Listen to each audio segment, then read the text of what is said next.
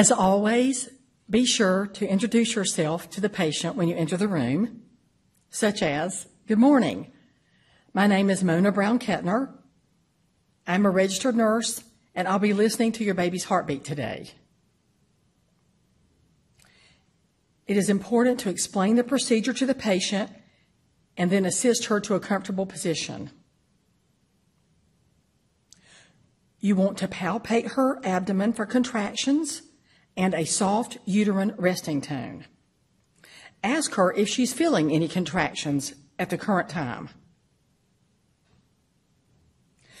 Place the fetoscope over the fetal back, using firm pressure but not too much to cause pain for the woman.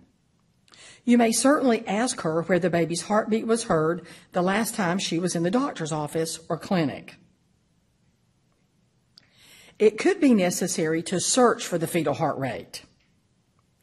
Be methodical and slow, listening in each quadrant while moving the fetoscope around.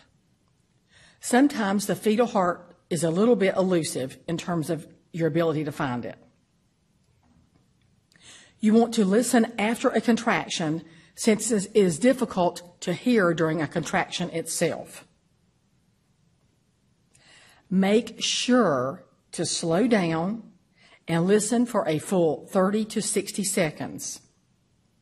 It is very important to take your time. Count the actual rate and then compare it to mom's pulse rate to differentiate the two rates. You want to make certain that you have two different rates that you're assessing. Assess the fetal heart rate for regularity. Is it regular? Is the rhythm regular, or do you hear a skipped beat? Are there accelerations of the fetal heart rate? Do you hear decelerations? When you have completed this procedure, explain the results to the patient and then clean the equipment thoroughly. You want to document the actual rate in the patient's medical record, such as 147 beats per minute or 128 beats.